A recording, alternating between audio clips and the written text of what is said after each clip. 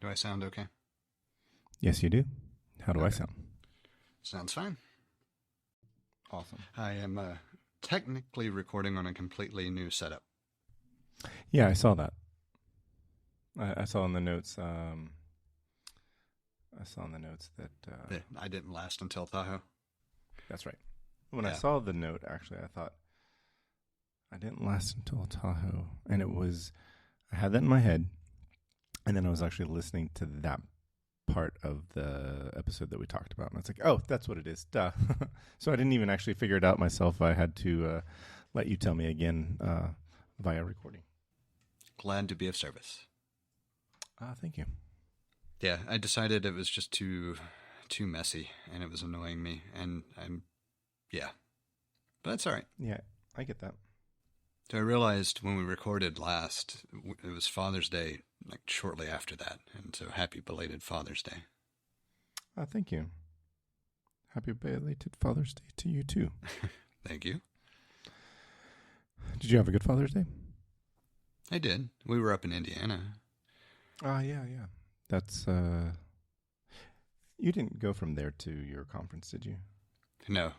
No. That's a Drove lot back. of traveling you did then. Yeah, drove back that Sunday to turn around and hop on a flight Monday. I have questions to ask you about that, but I felt like we have a few other things in the list of things. Sure. Oh, those are my two things. Yours were fast. So did you do a erase and install? I did. Did you ever copy is there a new copy of the OS on there, or did you boot into recovery mode and just wipe and like what was your process? Downloaded the OS to a USB or, the installer, erased the Mac and then installed. So completely fresh install. Mm-hmm. That makes sense. I'm assuming you wanted to get some, make sure all of the maybe dependencies from applications that you decide not to use that are just still kind of hanging out there are wiped away. Pretty much. I had played with a number of audio applications. I wanted to clean that stuff up just in case there was an issue or something that could cause a problem or conflict of some sort. I had played with a few different photo management apps, and I wanted to get rid of their caches and anything else. And so, yeah, most of it was just, let's just make sure everything extraneous is out. And anything else of note there? Not really. I did create the business profile folder, not a separate profile, just that folder structure like I alluded to. And so far, so good. Good. I guess that's really all there is. That's all you've got to say about that. Yeah, there's not a lot of detail. It'd be more interesting to see if I decide it was worth it, and or if the change in storage structure actually alleviates issues or if it introduces new ones. But I'm also changing a couple of apps with how I'm doing things, and I decided not to copy everything back over that I normally do, just leaving it residing on a combination of the external and the NAS for the moment. And there might be a couple of adjustments that I do. Like I might create a separate archival photo library and do a rolling drop off or something. I don't know. There's some things that I'm still playing with and trying to decide. But until then, I can access everything as long as I'm at home without a problem. And that's all that really matters. If it's something that I know I need to work on mobile somewhere, then I can just copy the specific files over to a temporary folder for now. Cool. I guess I can do my sort of follow-up. Well, I was waiting to make sure we covered everything with the Tahoe thing to then add. The other thing that makes my setup new is that I also am in the middle of completely redoing the basement, which is part of what prompted my foot to be angry yesterday.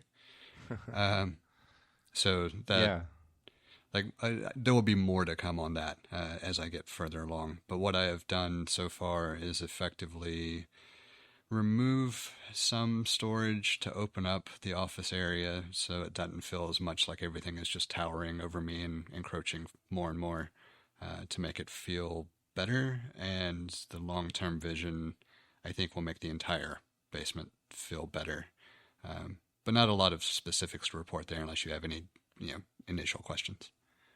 But I was more concerned about that than it was the OS reinstall for audio, because I was not 100% certain I got all the settings in the same place.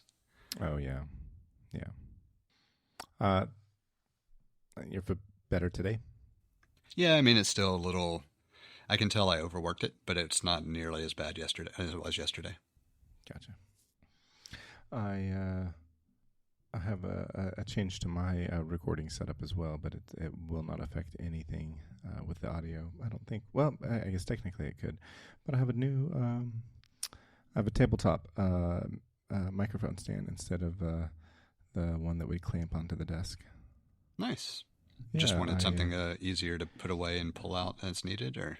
Yeah, because I keep moving, and my desk now is sort of in a common area in the house, and so I go to a room that I can close the door. So I've now got a tabletop stand so that I could move it more easily.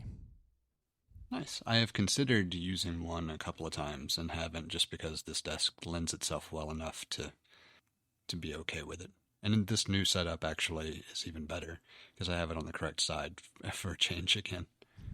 So what's the correct side? The left. Why is that the correct side?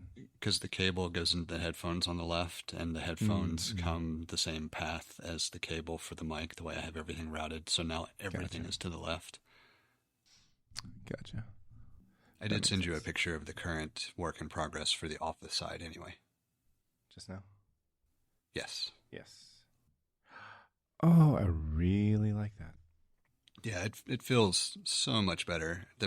The only drawback is I lost, I had a second desk that I used to put the synthesizer on and some additional storage. So I lost all of that, and I'm trying to figure out exactly what I'm going to do with the synth as a result. But I definitely like having kind of an open seating area with me in the quote-unquote office. So I think overall it works out much, much better. I see your Mac Pro. Yep. I see your G4 Cube. What's the display there? Is that the? It's just a Philips 4K. Okay. Is that connected to your MacBook Pro? It is. Well, okay.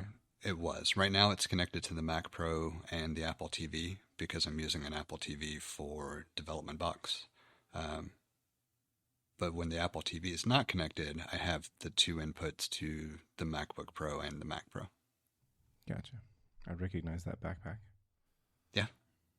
I like your little octopus. Thank you. Awesome. I think that's a good setup.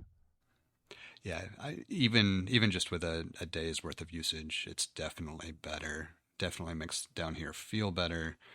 The long-term goal is the opposite corner that's beside the bathroom, getting the stuff out of there and making that a permanent studio corner, like backdrop type thing. Yeah. And so long-term, it will make even more sense because you'll have office, seating. The workout stuff has to be in the middle just because it's the best place for it. And then the other side would have storage for the studio corner, so like lights and things that I would want to keep handy, and then the studio corner and the bathroom. Nice. So I thought about giving a lot of I guess, versions of the answer to the question that I posed to myself, and that was, well, first of all, I was still kind of thinking. I was thinking this through. It's like, how did you not know? I guess you didn't watch Saved by the Bell, and I guess maybe you were just, I don't know. I feel like I watched it, but I didn't watch it. Like I didn't rush to catch it. I just watched whatever episodes I caught. Yeah. Yeah, and I was just kind of, I thought it was, I don't know. I was just a little bit, wasn't expecting that. But at the same time, it wasn't good TV, and it was like it was what was on, it came on Saturday mornings, and I think even like at the height of its popularity, you'd have been close enough to being a teenager that might have been just a little bit. Yeah, I'm not going to watch this. You know what I mean? Yeah, I don't Which is why I remember. guess you weren't rushing for it. Yeah, I never remember specifically tuning into it. I would watch it if it was already on when I sat down and it was interesting enough to just leave it at that. But there were plenty of Saturday mornings that, because I would have been at the point where I was going and spending time at Callaway Gardens. Right, right. So I did a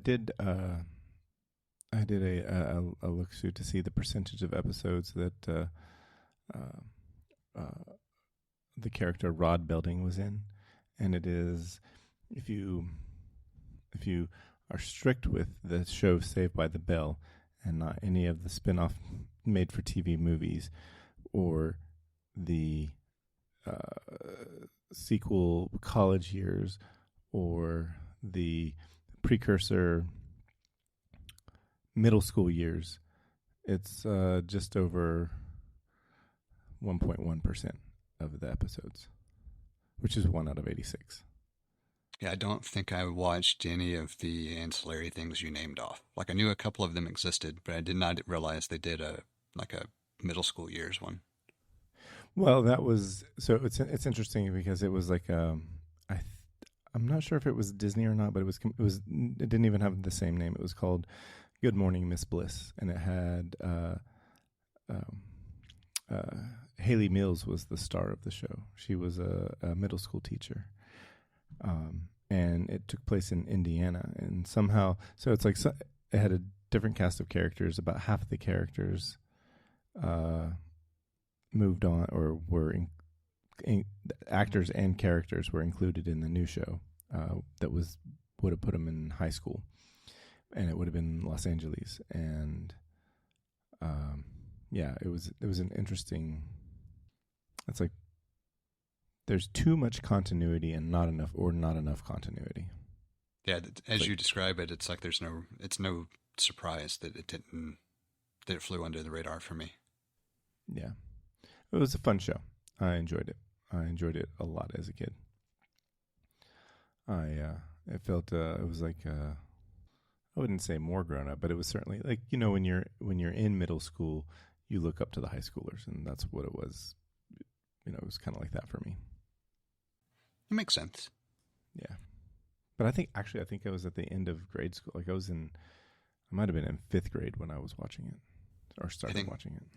I think Buffy would have been my look up to those high schoolers. The Vampire Slayer with the movie with I'm blanking on her name. Well, the movie was not with Sarah Michelle Gellar. The movie was somebody else. But the TV series was Sarah Michelle Gellar. Okay, but the movie, I don't remember the star of the movie. Oh, it's on the tip of my tongue. She was also in that movie where there's a car and Charlie Sheen. I think so. She was. I know she was. I just can't remember her name. She was also in that movie with Adam Sandler as well. Well, that doesn't narrow it down a whole lot. I know. I was being. I do have the. Well, I think I have the movie. Actually, I don't know for sure that I do. Now I'm gonna have to check. I remember the movie. It's gonna come to me. I can't let this go, and I can't look it up. I gotta. She was in Christy Swanson. Yes. She was in, the thing I was going to say next was she was in The Phantom. Do you remember The Phantom with Billy Zane and Christy Swanson? I do. That was a good movie. I do. I enjoyed that movie. Anyway, I did a little bit, I also did a little math with, if you take every episode this is why I decided not to go any further than this, but if you take every episode that Mr. Belding was in, including the made-for-TV movies, and depending on how you treat them, if you don't include any of the made-for-TV movies that are re-shown as 4 episodes, then Rod Belding was in exactly 1%. Mr. Belding, the character Mr. Belding, was in 100 episodes of Saved by the Bell Saved by the Bell TV shows. I don't know. It was Good Morning Miss Bliss, the main show, Saved by the Bell, and then the college years. has added up to 100. Quick follow-up, I do have the movie as well. I thought I did, but I couldn't remember after I said it if I only had the TV series in Plex or if I had the movie too. I remember that has the guy from Beverly Hills 90210. I can't remember. He recently passed away in the last few years. I can't remember what his name, the actor's name. But he was in that movie, and Donald Sutherland and Paul Rubens. Are you thinking about Luke Perry? Yes, Luke Perry. Okay. He did pass away, right? I didn't know that, actually, so that's why I wasn't 100% certain. Yeah, I think he died. I think one of the last things he was in was Quentin Tarantino's Once Upon a Time in Hollywood. Anyway, I was going to say, I don't think I have a segue to, or anything. No. Commas and parentheses. I was using commas and parentheses the other day, and I was just thinking about how I feel like in my head I made this equate, because commas have been, or at least I was taught. I remember reading in a style guide that commas can be used like parentheses, to set, or I think it actually said to set off parenthetical statements in a sentence. And I was like, And recently I was thinking about it because I had a sentence that both had something set off in commas because I felt that was appropriate, and also something set off in parentheses. And I'm like, I'm really thinking about this a lot. And so I had this thought of like, commas are what's on the record, and what's in parentheses are off the record. Interesting. Yeah. I don't know that I would think of it that way. It doesn't actually work. I would think of it as commas are for the things that are a part of the current, present situation, and parentheses typically provide additional context, as far as how I use them. Yeah, so I felt like somehow what I set off in commas were maybe more, not applicable, but maybe... Oh, it's this saying the thing in parentheses, like that's something that just gives context. That's not at all necessary. Like I could delete that everything in parentheses, and it really doesn't change anything at all. Whereas what I put in commas may have some effect. Yeah, I would say we probably use them the same way. We're just describing it differently. No, that's a lot of things, right? Yeah. The story of human interaction. Yeah. So now that we've talked enough about nothing, how was your trip? It was good. There was a lot that I did not expect, and I had expectations for other things that didn't happen that I'm okay with, is a good way to, I think, set it up. But something to kind of start with in general, because I was concerned how hiking around in New York would do, given that this would be the first time doing that kind of thing post-surgery. Mm-hmm. And I generally found carrying camera gear, I had about a mile limit before I had to give my foot a break. And as long as I managed it well, it was okay. It could be a short break, and I could go continue about doing things. Without camera gear, it probably would have been a little bit further. But it was good to note that I could carry around the travel backpack with camera gear, and it wasn't horrible. I just couldn't go too fast. If I went too fast, it would be very quickly fatigued. But so that was a somewhat positive. And it's also, and the reason I wanted to start with that, one of the things that I had expectations for, or hopes for, maybe is a better way to put it, was to win the quote-unquote lottery on one of the evening experiences for the first night of the conference. Because what they did was they had very limited availability, but they had vendors who sponsored some different experiences that they randomly drew attendees from after you confirmed registration and picked up your badge and selected your primary and secondary choices for the events. And the events were essentially 3 different boat cruises that evening, and double-decker bus tours of the inner city that evening. I did not make it to either of them, but part of what ended up making me feel okay about it is that first night, as I was learning to kind of deal with the foot, it was questionable by the time I got back to the hotel after the end of the conference. And so I think technically it was better because it forced me not to push too hard, uh, carrying the gear and being on my feet. So I think it worked out well. That's my only real complaint is that I did not get a chance to go on those experiences, but the interactions and knowledge and everything else more than make up for it.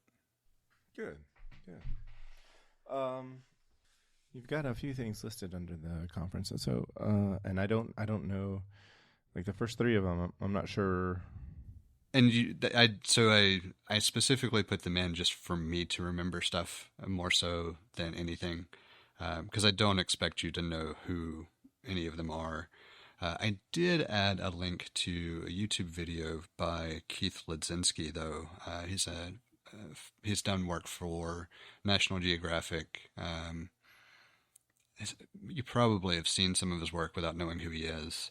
But the video, just take it as a thing to go back and watch if you haven't already. But one of the things that was real interesting that he talked about was a shot or a shoot in the Everglades where they were free diving with alligators. Oh yeah, and real close and just kind of surreal to think about. Like I feel like I would not be that adventurous, but at the same time, I'm sure people look at some of the things that I do and think similar thoughts. So I think it's everybody has their own level of willingness as far as risks and types of risks. And if you're working with biologists and people who give you guidance and are present and helping you make sure you don't, make the interaction as safe as possible, then maybe I would feel differently. Who knows? But he was a real interesting guy to listen to speak, and I got a chance to meet with him and talk to him after his talk. And he does a lot of storm chasing in the Midwest as well. Has covered a number of things climbing wise. Like his focus in general tends to be subcultures. So if you think about the climbing subculture and storm chasing subculture, I don't really know how the Everglades fit into that other than maybe the adventure seeking, thrill seeking stuff. But I think he said that specific shoot was technically more on conservation than anything. But it might have also tied into free divers. And he just may not have chosen to focus on that in the 1 hour talk that he gave. I think that would be. I'm looking forward to watching that. There's a lot that he's done that I was really interested by, and part of what made me think to drop him and Roberto Venezuela into the comments just to think about. Keith is sponsored by Canon, or he's an ambassador for Canon. Same thing with Roberto, and with Roberto, I actually went on a photo walk with him as well, where he was. The purpose of a photo walk is basically he'll stage the shoot, take some pictures, give you, kind of ideas about what he's doing, notes on the thought process. It's just basically a way to walk around with a photographer for an hour and get insight into how they're doing the things they're doing. And so I went on a photo walk with him. And so those are the two Canon folks that I had decent interactions with, aside from some of their staff on the exhibit floor. And then Matthew Sutherland was a Panasonic ambassador. And so I spent a lot of time talking to him and getting a feel for his thoughts on the Lumix cameras, since, again, going back to our other conversation, before we get into even stuff that's takeaway from that, but I already have both Canon and Panasonic cameras that are, and so it made us, to me, it was a lot of going around and seeing kind of what are you seeing from the manufacturer. You're deeper into the ecosystems than I am. Canon maybe arguably not, but A lot of just kind of general conversation around the two brands and likes, dislikes, use, all that kind of stuff. From somebody who's not me, just so I have another opinion. Yeah. And then Matthew, I also talked to him a little bit about my thoughts on tackling the jiu-jitsu photography problem, and got a couple of thoughts that I'm going to try to implement and see. It was just good to talk about like my thoughts and how I'm not happy with the current stuff that is being done, and want to kind of shift it, and what his thoughts were as a non-practitioner, outsider, but who is definitely a creative mind as far as photography and video goes. So, but that's what those three are for. Those are the main things. Not so much that they would be true discussion points. I saw that picture of Matthew Sutherland, or I saw the page or the picture on Panasonic's page, and I thought he, for some reason, he took a picture of Ed O'Neill because he looks a bit like him. He does. There was a running joke about him being related to the like Donald and Kiefer Sutherland. Oh yeah. And he said it actually was confusing for a short stint because he was in Hollywood and there was another actor named Matthew Sutherland, and so there was just plenty of confusing. Like he essentially would get down to he'd claim the family history if you wanted to, but there was not, unfortunately. Yeah, I can't imagine that Sutherland is like that uncommon a name. Yeah, I don't think it is, because I know even going to school, I had a classmate whose last name was Sutherland. Yeah. So, point proven, or evidence to the point. Anyway, you went to the Peak Design booth? I did. And they had the tripod and the roller bag in the booth on the expo floor. And so I got a chance to put hands on the tripod and get a feel for what was different, what was similar. I didn't spend a lot of time looking at the bag because I already ordered one through their Kickstarter, and so it's just a matter of when it gets shipped. Did you do the late shipment higher discount? Yes. Yeah. Okay. And I did the same thing with the tripod. Actually, as soon as I saw the tripod, I watched for I think the Kickstarter launched the same day.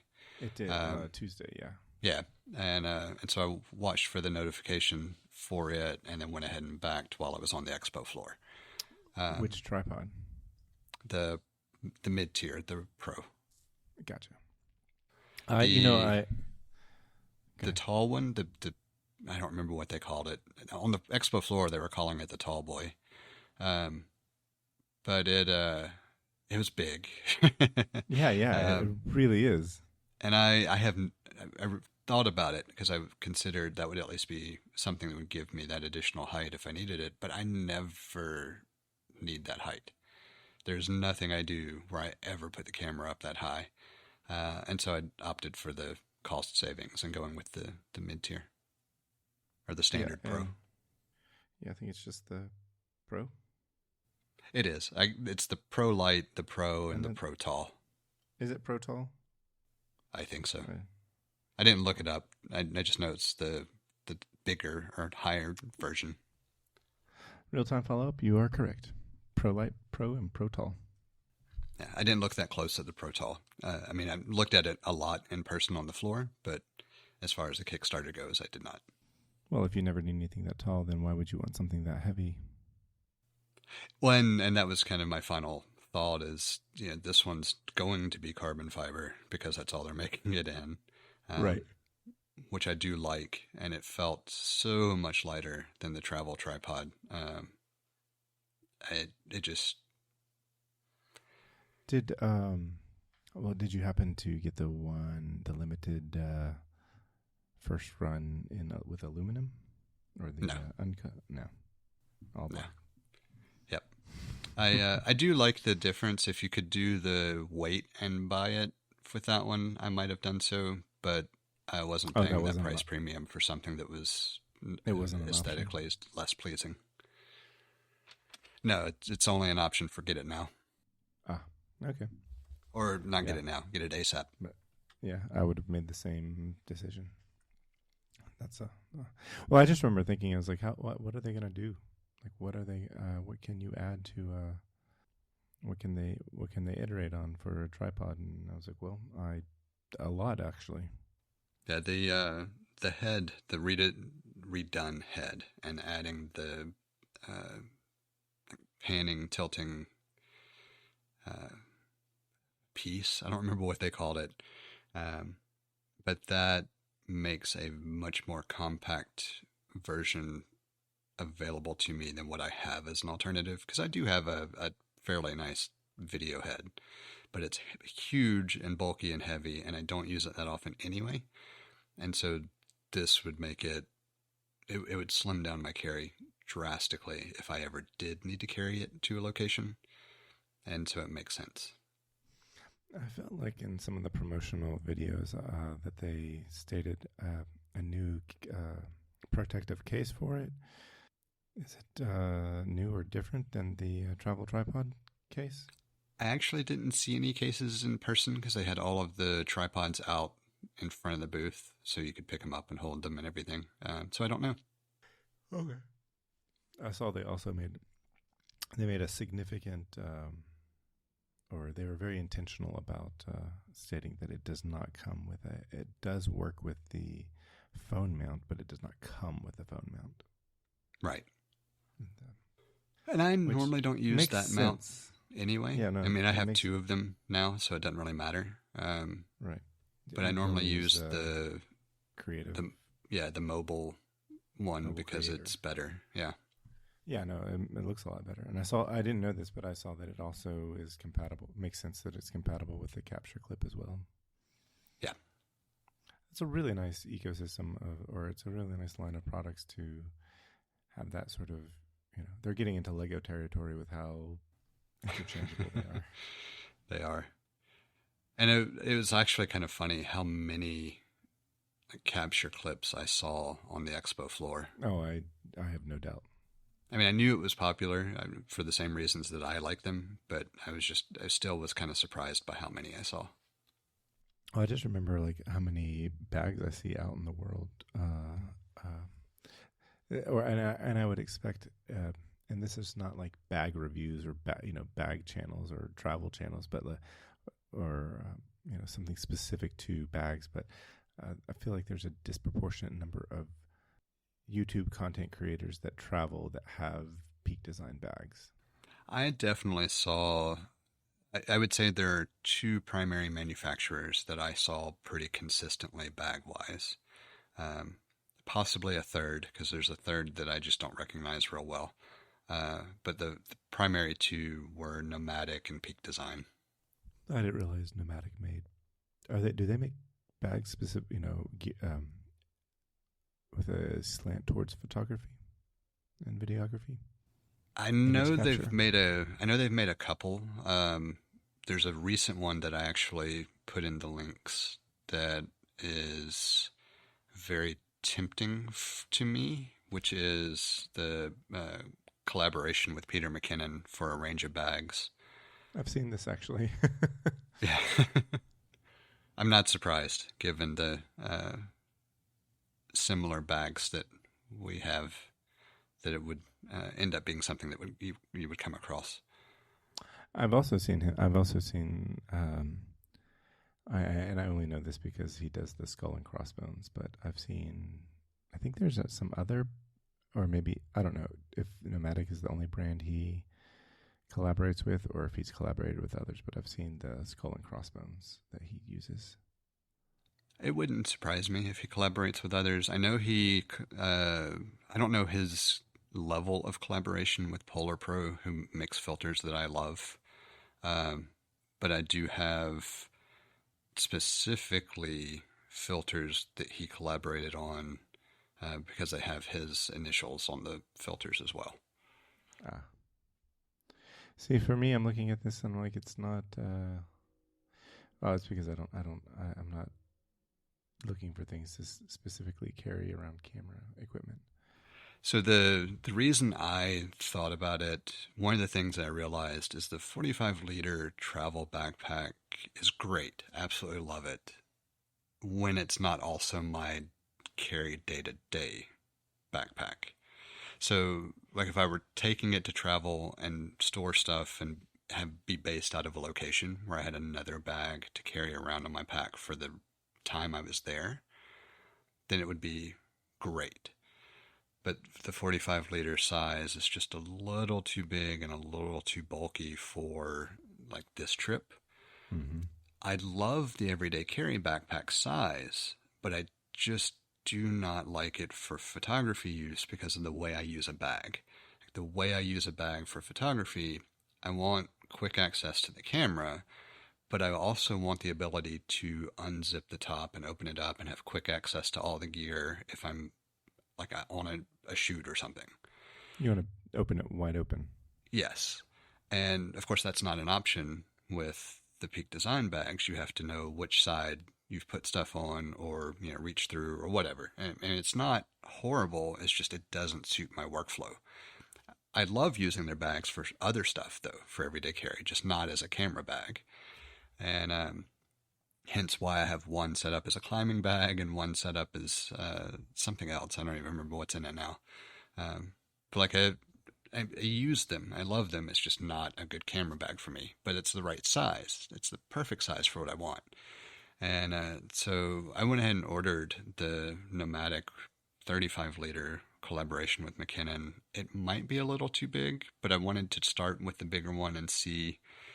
It also might not be, but it's definitely not as outwardly bulky as like the travel backpack. It's the travel backpack definitely extends from the body a significant amount, especially when you put a camera cube in it.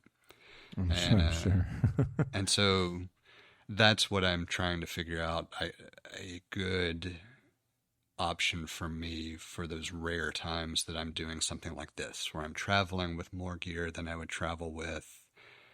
Because normally I would travel with just the messenger bag as my camera bag and call it a day because I love it as well, and that's my day-to-day carry. But I wanted to carry a little bit more than what I can carry in it for a trip to New York. So Right. it's just it's very much a me problem or a first world problem. But it's at least a problem that I know is solvable. I just have to figure out exactly what size bag works best. And this one is at least a good contender for it. Yeah, I think a year ago I decided to start an experiment on a bag swap. I had an everyday bag. I had the larger 30-liter bag, and I know that I'm sure I've talked about this to you about, but I got it exchanged, and at the time, Becca had decided that she wanted to go from a 20 to a 30 because the 20 wasn't big enough, and so I swapped it out for, I think she has charcoal. I don't think it's ash. Anyway, swapped it out, and I decided to go with the 30-liter travel and use that as my everyday bag. And which I know there's a video on YouTube where they're like, I guess you can, we call this the everyday backpack and we call this a travel backpack, but you can do whatever you want with them. And they had a whole video. It's like, yeah, sometimes, whatever suits you. And I've been using, I don't know, maybe so I've been using for a little over a year the travel backpack instead of the everyday bag. And it turns out that's what works for me. Like, I think I prefer that. There's maybe one or two things that I had to get used to, but now I feel like if I would have a more difficult time going back, I think. I can see that. I really do love the travel backpack. To me, it's the better backpack between the two. Mm-hmm. The only thing that makes it difficult, really, is just how bulky it gets with the camera cube. Well, that and I guess how much I can weigh it down, but that's kind of go hand in hand. I was just going to say, but if you're carrying that much equipment, that might be your complaint for anything. Maybe, but the pneumatic bag came in today, so I'm going to try it out over the next day or two, depending on how quick I get to it. And I think actually the way it's made, it'll help me keep how much I pack down. But there's more to that, actually, because I think I'm making a change to my normal daily carry, which also reduces weight anyway. Does this have to do with Panasonic? It does. All right, let's. I was. What a great segue we have here, and I've ruined it by pointing it out. No, I led you to it. So like I said, I spent a lot of time around both Canon and Panasonic at the expo, intentionally so, because I had some serious complaints on certain aspects of things and some really, really big thoughts or desires on others, and it comes to find out Panasonic was planning on answering all of my concerns with a flagship that I'm probably going to swap to as my primary. Whoa. Yeah, it's so Canon, the R5C I love. I can't take anything from it other than the fact that without an external battery, you're not shooting more than 30 minutes at best. Not as far as video goes. Photography, it does pretty well, but video, you're going to be lucky to get 30 minutes out of it. That's been a complaint. It's mitigated because typically if you're doing video, you're putting an external battery on it anyway and running like an external monitor to view instead of relying on the built-in just for the extra size and everything else and some other features. So it hasn't really been a huge deal, but it bothered me. It bothers me that I can't just pick it up and take it and run and gun kind of thing reliably without being really concerned about having 3 or 4 fully charged batteries on hand, or an external battery pack. The S52X. Go ahead. Are we talking about just like something that plugs into USB-C or something? Yeah, you can do. So I've used like Anker power banks. I have specifically what they call V-mount batteries that attach to the rails that I use when I kit it out. I don't have a picture.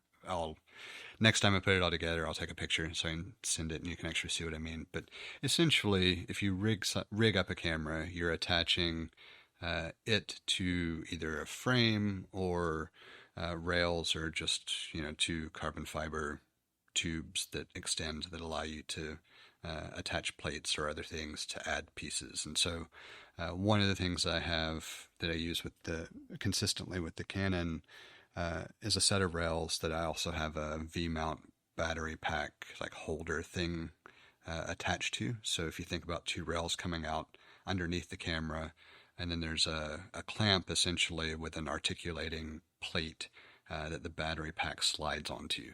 And so it actually helps a little bit from a stability standpoint because if you think about the battery being something that you can kind of pull to your chest and hold in a way, sort of like you would think of the stock to a rifle, helps with stability if you're hand holding. So there are benefits as well, but I have a couple of those V-mount batteries, and if I use the battery, have it plugged up, I can shoot for a couple of hours, no problem. Probably longer. I just don't think I've ever used it for more than a couple hours, but there's no real concern other than the added heft. So it makes it something that you can't just grab it, shoot, 30, 45 minutes of video without rigging it up and then, call it a day. You're going to have to either swap batteries or use a battery grip or something, right?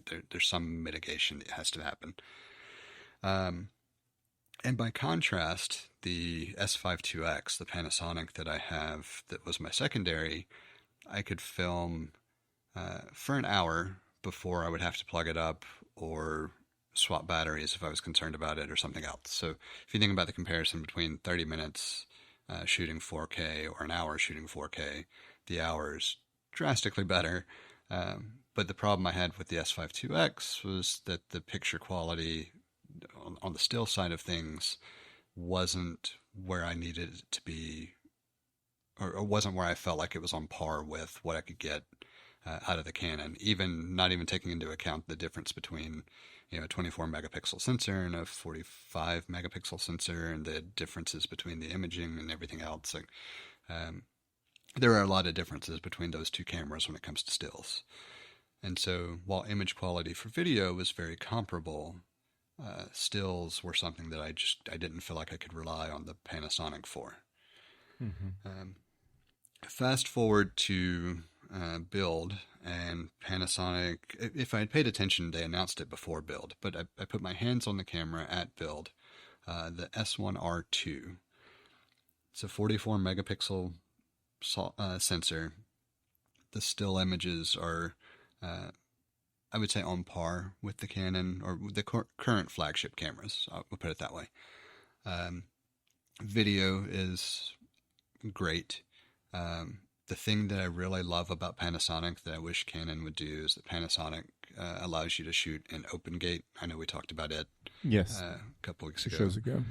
And so I love that capability. And the fact that the S1R2, I think as of now, I think the firmware hit yesterday. If not, I'll have to go back and check. But either way, very soon, if not as of our recording date, you'll be able to shoot 8K open gate on the S1R2. Wow. I don't have need for that big, personally, but I like having that option.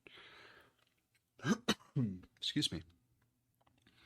And so while I was at the expo, I spent a lot of time talking to a couple of guys who are, I don't know if he was product management or he was very much involved in the roadmap and what was happening with engineering and understanding a lot of the stuff going on.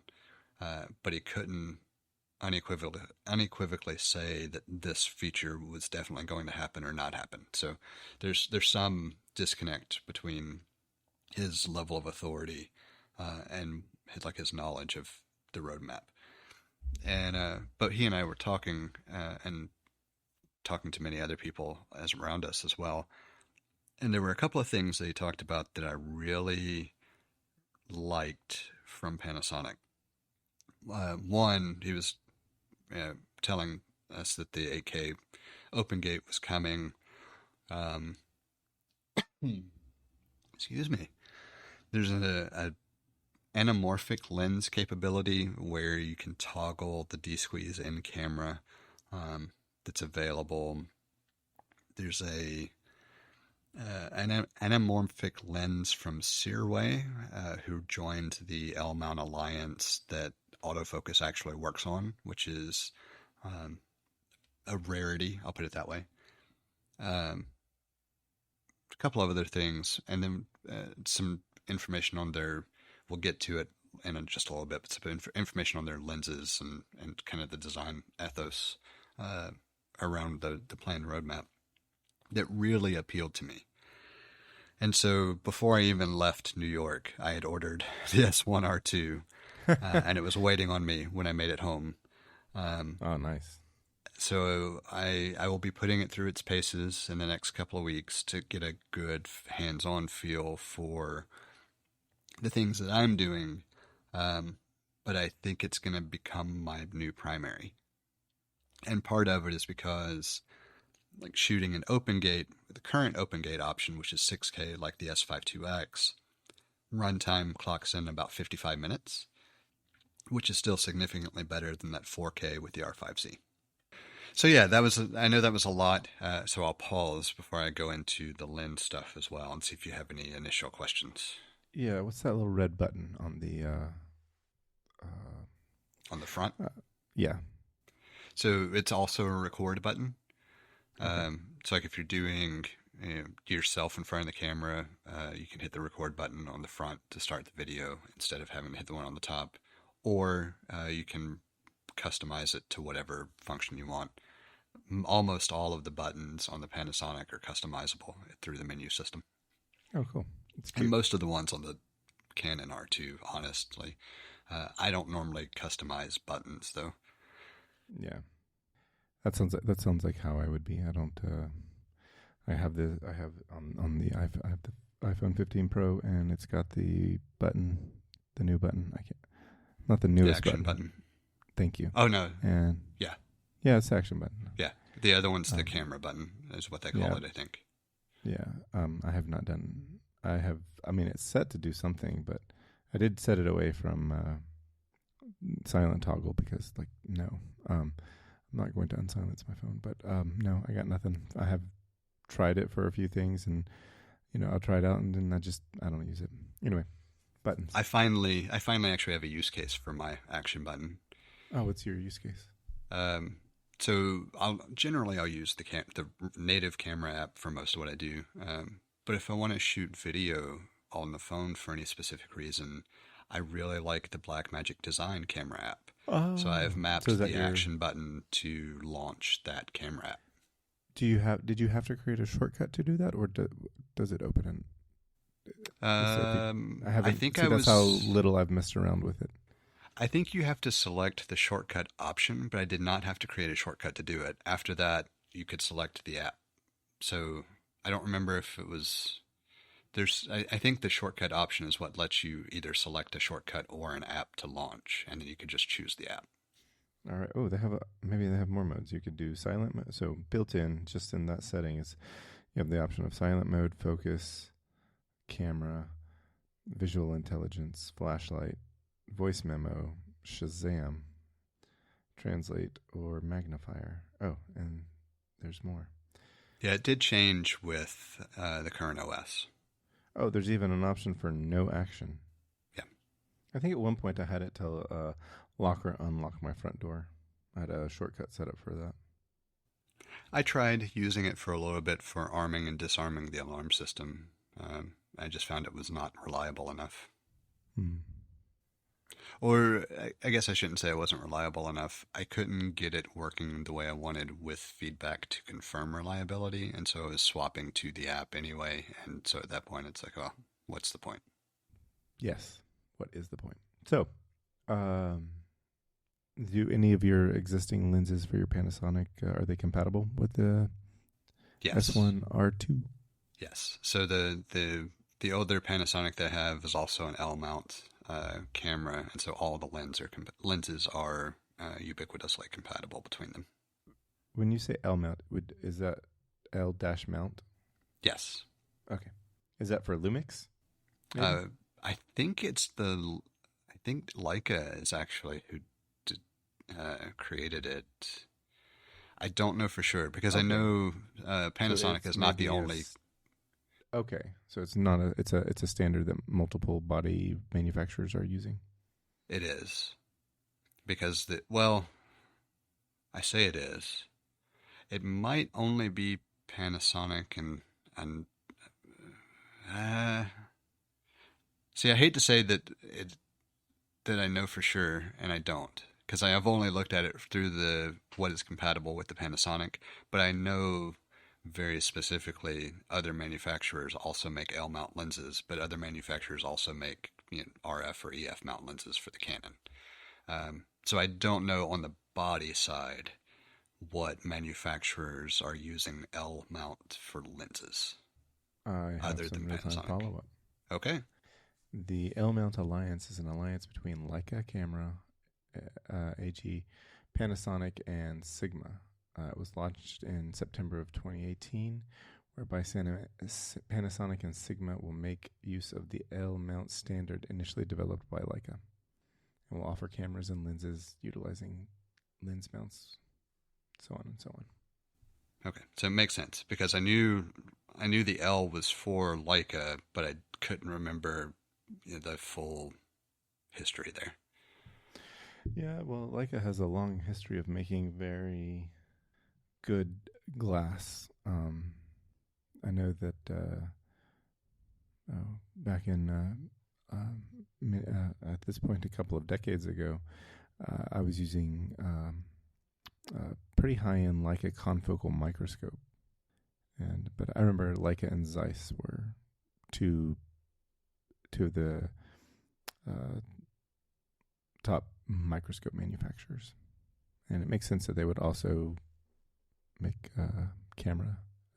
But I don't know where they got started, because I know both of them German. Zeiss. I know Zeiss and Sony used to have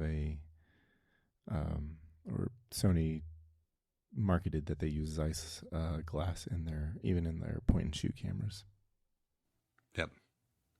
Because I remember thinking at the time that I was looking at a Sony a long time ago that I really liked that, but then I picked up the little Panasonic with Leica glass. So, and so while I was on the expo floor, I did go look at Leica cameras and all, and held one and everything. And I mean, I like the feel of them, but I just don't like the price tag. Oh, they're very proud of those cameras. They are. But I also had some conversations with the different people about different things. And so the guy at Panasonic actually was really happy to talk about, Leica lenses and the stuff they do and why they charge as much as they do for them.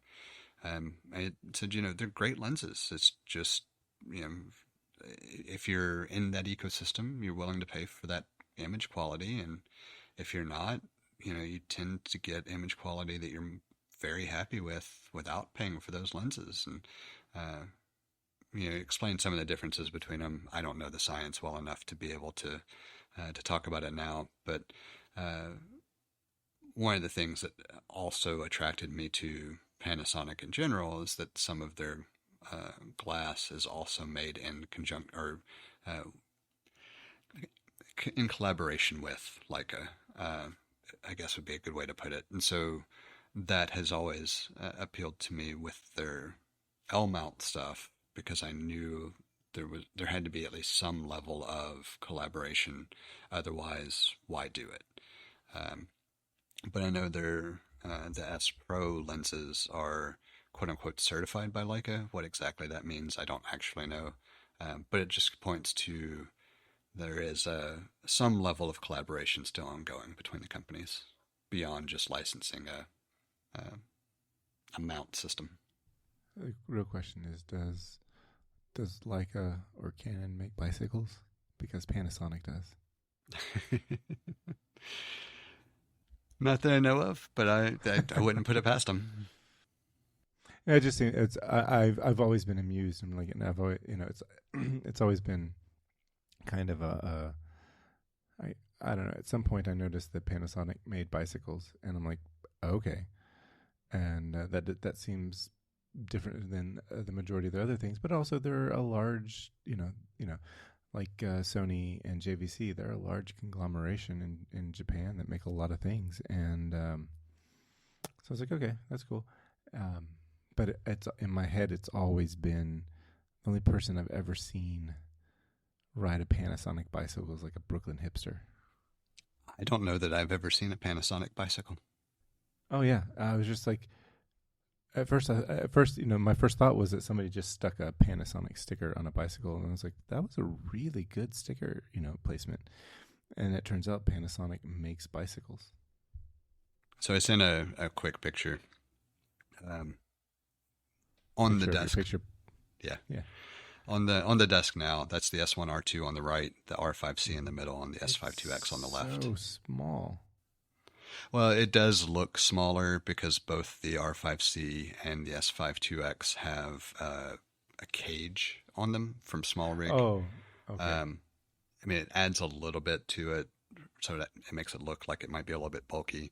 The R5C also has a capture plate on the bottom. The other two do not at the moment. Yeah, I didn't think that was really affecting it, but but I guess it's probably the cage that makes. I can now see the cage, and that is what's making it look bigger. Yeah. Now, in fairness, the R5C is bigger. The one thing that I do like about the S1R2 is its size, and I think I'm going to try it as a run and gun style camera. Like I have a feeling for normal video where I'm setting up something on a tripod and then doing something handheld or not necessarily static.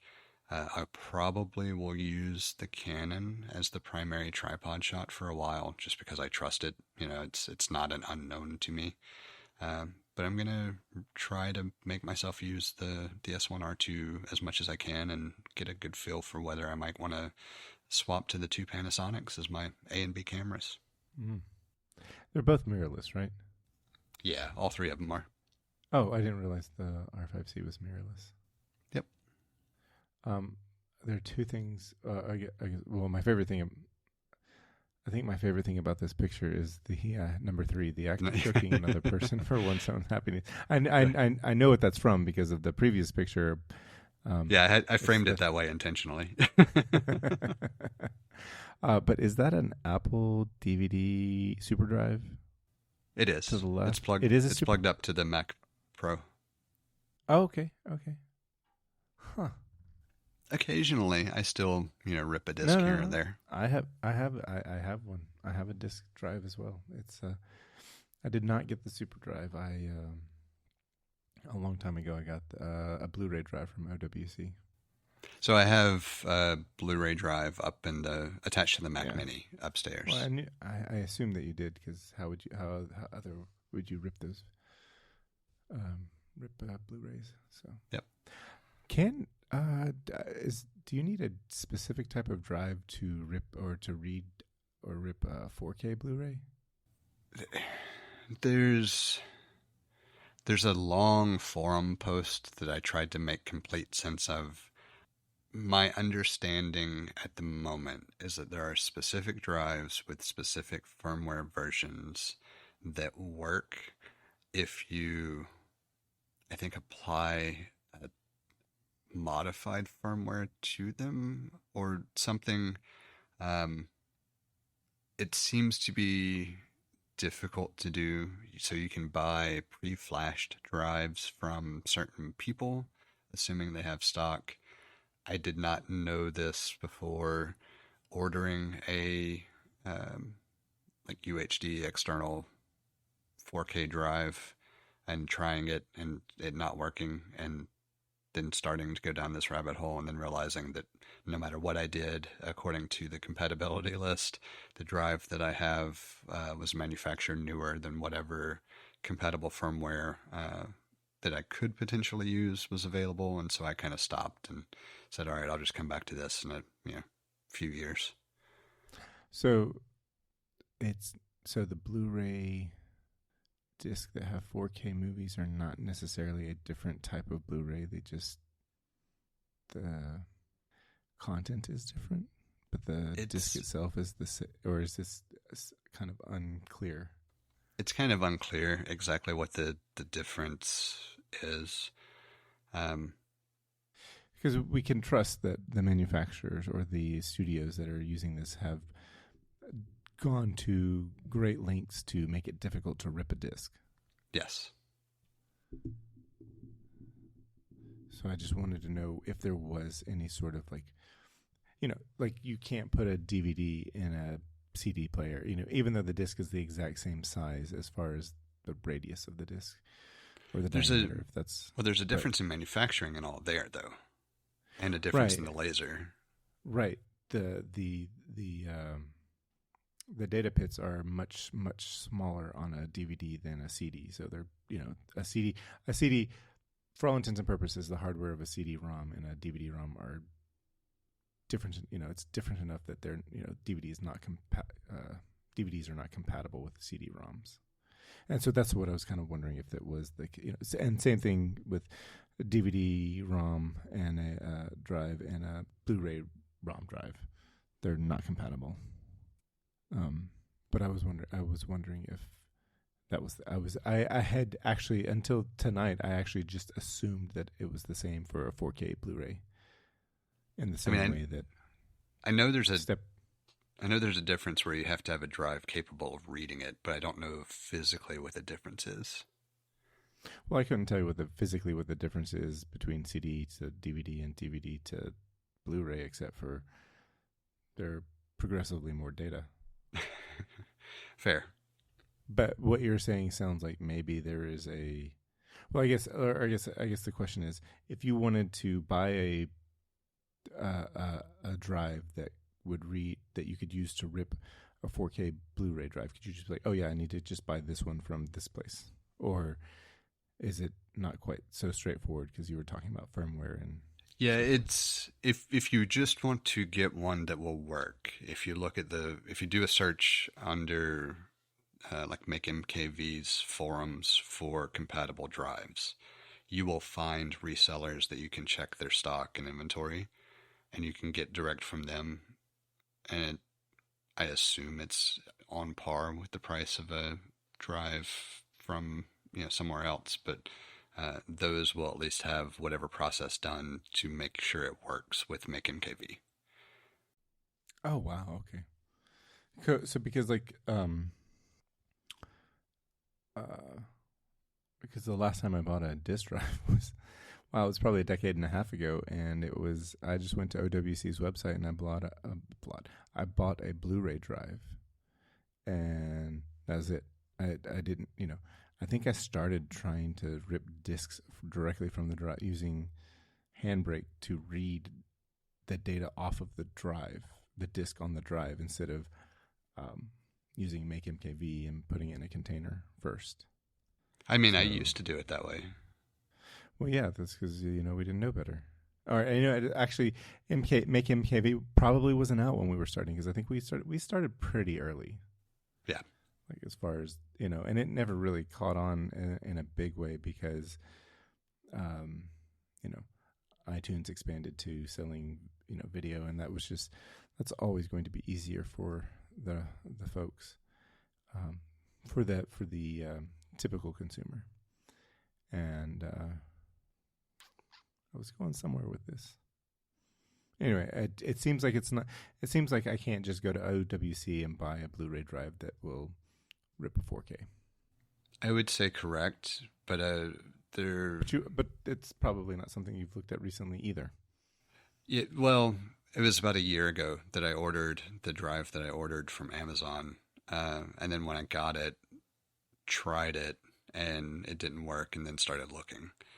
So, in the scheme of how slow this seems to progress, it was recently enough to be pretty certain that you couldn't just order something off the shelf and it's going to work, unless you happened to get an old inventory item that's been collecting dust that had an old enough firmware that could be flashed to a compatible one.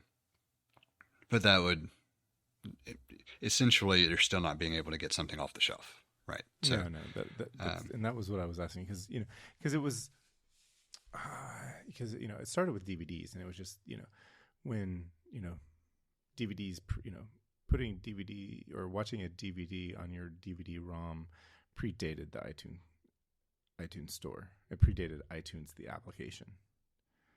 So, when that rolled around, it was like, oh yeah, I'm just gonna watch a DVD, because Apple made DVD player, the software for your Mac, so that you could watch a movie on your Mac. Yeah, I remember the only real consideration is that it had to be one of a handful of manufacturers that was compatible when they first did it, and then over time it got to where it didn't matter. With the DVD player software? Yeah, because they used Pioneer for the SuperDrive, and so the easiest way to ensure a compatible drive was to get a Pioneer drive. So I remember before I ever bought the SuperDrive, I had a big external separate power supply box drive that was made by Pioneer that I specifically ordered because it was cheaper than the SuperDrive, and I could plug it up and it would work. And then eventually I replaced it with SuperDrive much, much later. I remember, I don't think I quite realized it, but even before I owned an Apple computer, I was using the term SuperDrive, which I think is the only.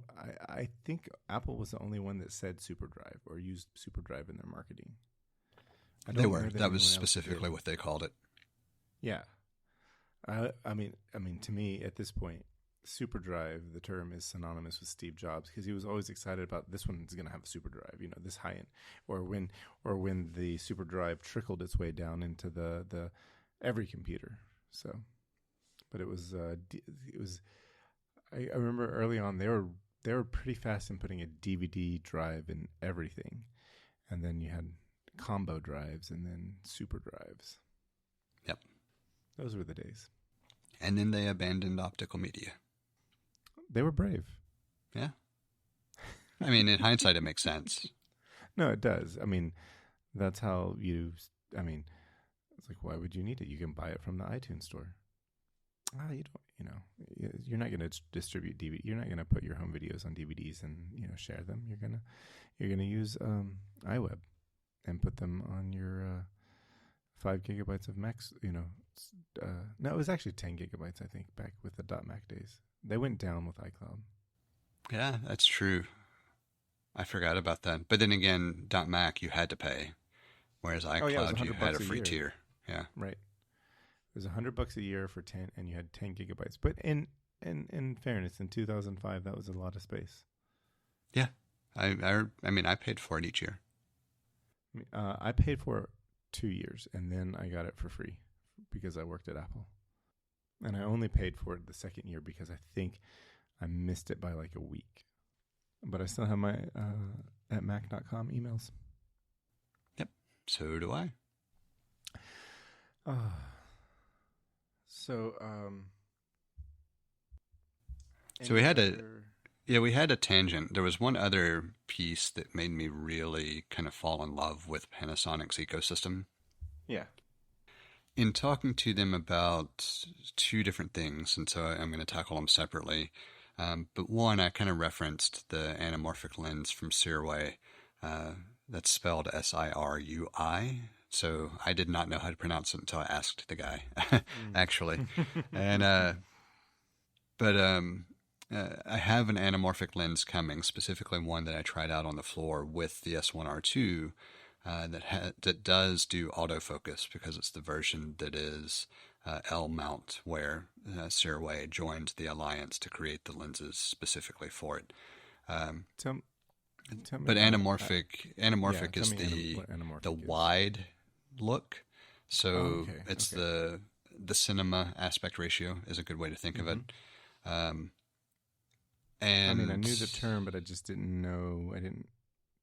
I knew how it was used, and I might have been able to bullshit my way through a short essay on a test with that. So when you film with an anamorphic lens, typically you're filming in a squeezed view, and then you have to move the software to or move the footage to some other software to de-squeeze it and then edit it and everything else, and you have your aspect ratio.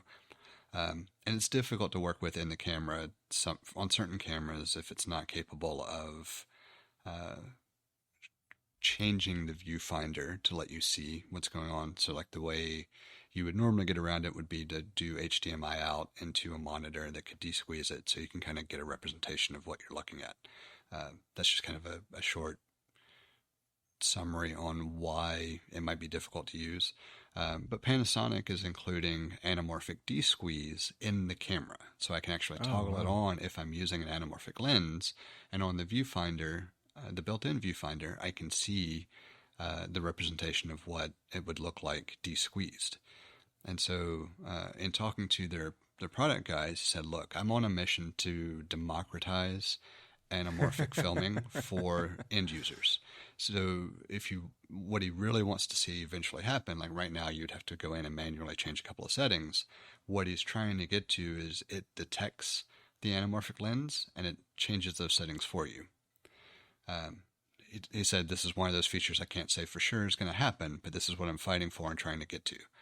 And he said the other thing he's trying to get to is being able to film vertically in open gate, because if you film vertically in open gate and use an anamorphic lens, suddenly you're filming IMAX.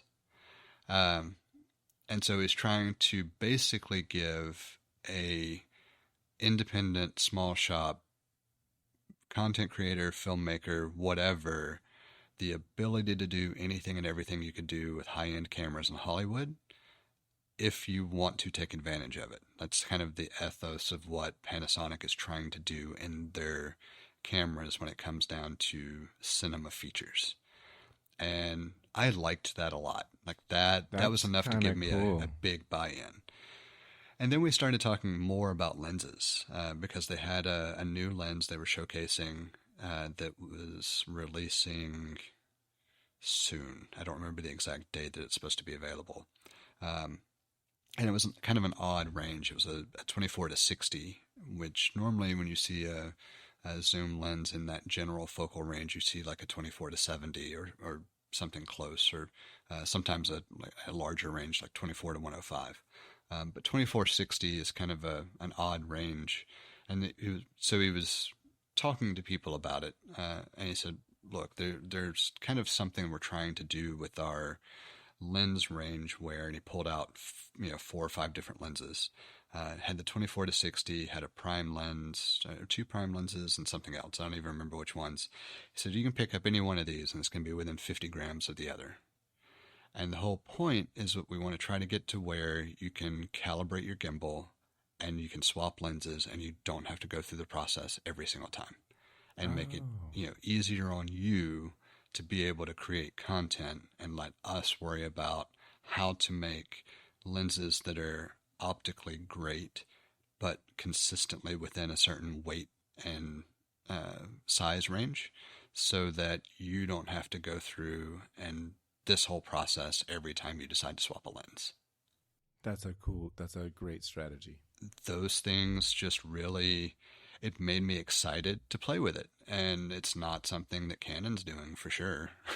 um, Not even close, And I even talked to the guys about their cinema lenses, and it's like, well, if you want to buy a focus puller or have someone whose sole job is to deal with focus, then the cinema lenses make a great option. But it's not designed for someone who's doing it, as a solo or even 3-person crew, um, and along with other stuff. And it's fine. Like I have no complaint with that being the answer, because I think every manufacturer has the things that they find their customer base wants. And I'm really happy with the Canon glass and all as well. I just wasn't happy with the weight and the time that I could film absent weight, which is what made me lean toward the Panasonics. And then I really love the premise of being able to shoot open gate, because it lets me basically shoot for all social media content that someone would want in one setting instead of having to film it 2 or 3 times. And so there's just a lot. If you combine that with the conversations I had with Panasonic, I'm really leaning heavily toward them being my new go-to manufacturer. And the S1R2 feels great in the hand. That's really cool. That's just like just the thoughtfulness that they put into, like, this is how this photo shoot's going to go, and being able to make those sort of changes. And it's really cool. It felt a lot more like, you know what, we hear you and we want to make the camera that you want us to make for you. Mm-hmm. Because honestly, the S1R2 answers every complaint that I had from the S5 IIX. Fast shutter, like it's 40 frames per second before you hit any kind of buffering, if you even shoot it that fast. There is some discussion that for the fastest, like if you shoot sports, it's probably not the camera for you. But I don't shoot sports, so right. I mean, you can make the argument that I do with jiu-jitsu, but it's not nearly as fast-paced as, say, football. Right. So, were there any other things notable about the conference and expo? I don't think so. There were some conversation or some talks that I sat in on that I didn't expect to sit in on that were pretty good, but nothing else that I would really jump out at. Oh, there was one comment that had everybody in the audience just kind of, wow, whistling. So one of the talks, there was a guy who works for NASA, who's a filmmaker, producer. I don't remember his name, unfortunately. I did follow him so I could find it. If it's a piece of follow-up I need to go find. But one of the comments he made during the talk he was in was about having to sift through something like 800 terabytes of data, uh, because it was, spanning like 30 years of a particular program that they were trying to put together a feature film on, and just the sheer amounts of, stuff accumulated. But can you imagine just having access to that much storage space in the first place? Oh my God. Like he made the comment offhand. He was answering a question and he made the comment, and you could hear like whistles and hot gasps and things throughout the audience. So he actually paused his comments, chuckled, and said, "Yeah, we have a lot of data at NASA," and then went into answering the question. It was just kind of funny. That is funny. What about your time in New York City? Were you able to do anything outside the conference that was notable? I didn't do a whole lot. I walked to, well, no, I mean, in Manhattan, I didn't do anything different than what I had done when I was there back in November. Like I walked up to the Times Square area. It was about as far as I got. It was the other end of Times Square from where I was staying the first time, and just kind of walked around the general area. I didn't do anything that I would say of note, because like when I got there Monday, I was delayed a couple of hours by the time flight left and arrival, and I remember being hungry. But the main thing I wanted to do Monday was to go over to the B&H Superstore and pick up my badge and just see the Superstore, because I had never actually seen the store in person. And so I spent a little bit of time over there, and then walked around Madison Square Garden just because it was close by, and then back to the hotel. Tuesday and Wednesday, I was at the Javits Center long enough that I didn't do anything overly specific. And then Thursday, I just didn't want to overdo it. Tuesday I'd walked around enough that my foot was aching at the end of the day, so I managed it better Wednesday. And so Thursday, knowing I was going to travel, it's like, I don't want to go walking around too much, but I did at least do some exploration, just walking around the local blocks in that area. And then got to the airport Thursday, got on the plane a couple hours later than we were supposed to, sat on the runway for a couple hours. Oh, no. And then everything was canceled when we made it, because we didn't have the fuel to finish the flight, and we had hit the 3-hour mark that it had to be inspected according to regulations. So we had to go back to the gate and deplane. And then when we deplaned, nope, everything's canceled. And it was because of storms that came through that delayed everything. And so storms I scrambled. Storms in New York. Okay. And so I scrambled Thursday evening to book a hotel. I booked a hotel in Brooklyn because I had never stayed in Brooklyn, and it was the closest thing I could book same day. And so went there, crashed that evening. That next morning I got up and walked up to the Apple store in Brooklyn to at least see it and take a picture of it. And then I've never been to that one. I walked around enough to get coffee. I didn't go in because it wasn't open at the time. But I walked to a coffee shop, got coffee, walked back a different way back to the hotel so that I could just kind of walk around different sections of Brooklyn just to get a little bit of a feel for it. And that was about it. Yeah, I was going to say, when I left New York, there were only 4 Apple stores in the city. Nobody counted the one on Staten Island. I didn't realize there was one on Staten Island. I mean, I assume there's still one there. There was the one I left, but it was not a flagship store. It was a mall store. Yeah, so the only 2 that I've seen in person are Fifth Ave and Brooklyn. Oh no, and Grand Central. Sorry, so I've seen 3. I still think Grand Central is my favorite. Grand Central was really cool. I thought that was such a neat use of that space. We have a number of different ways set up for you to get in touch with us to provide feedback, ask questions, or just comment in about something we've discussed. You can hit us up on Twitter or Instagram at untitled_hosts, or shoot an email over to untitled.hosts@gmail.com.